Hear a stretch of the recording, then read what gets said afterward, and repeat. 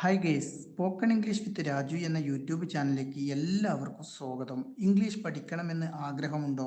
ഒട്ടും ഇംഗ്ലീഷ് അറിയാത്തവരാണോ നിങ്ങൾ? ഒന്നുകൊണ്ടും മടിച്ചു നിൽക്കാതെ ഫ്രീ ആയി പ്രാക്ടീസ് ചെയ്ത് പഠിക്കുവാൻ പറ്റിയ ഒരു വാട്സപ്പ് ഗ്രൂപ്പ് ക്രിയേറ്റ് ചെയ്തിട്ടുണ്ട്. നിങ്ങൾക്ക് താല്പര്യമുണ്ടെങ്കിൽ അവിടെ ജോയിൻ ചെയ്യാം. ബാക്കി എല്ലാ കാര്യങ്ങളും അവിടെ ജോയിൻ ചെയ്തതിന് ശേഷം നിങ്ങൾക്ക് പറഞ്ഞു തരാം. അപ്പോൾ അധികം വൈകാതെ തന്നെ നമുക്ക് ഇന്നത്തെ ക്ലാസ്സിലേക്ക് കടക്കാം. ഹലോ, ഇന്ന് നമ്മൾ ഉണ്ടായിരുന്നു. എനിക്ക് ഇതിനു മുമ്പ്, അതായത് ഇന്നലെയോ കഴിഞ്ഞ വർഷമോ ഒത്തിരി മുമ്പ് നമുക്കുണ്ടായിരുന്നു എന്ന് പറയാൻ നമ്മൾ ഏത് ടേമോ ഉപയോഗിക്കുക?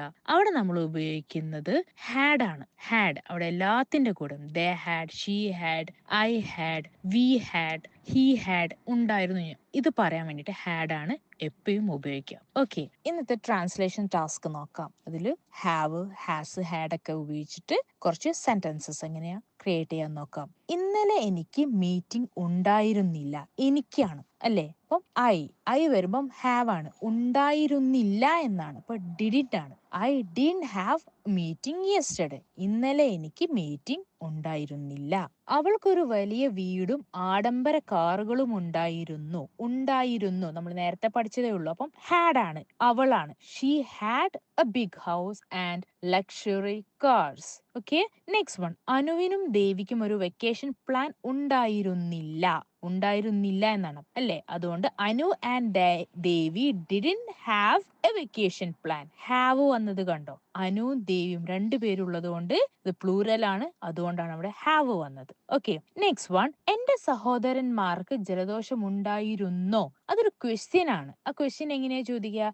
Did my brothers have cold? Did my brothers have cold? അടുത്തത് നെക്സ്റ്റ് വൺ. ടീനയ്ക്ക് നീളമുള്ള മുടി ഉണ്ടായിരുന്നില്ലേ? അവിടെയും ക്വസ്റ്റ്യൻ ആണ്. Did Tina have long hair? Did Tina have long hair? Next one. അവൾക്കൊരു പുതിയ വസ്ത്രം ഉണ്ടായിരുന്നു.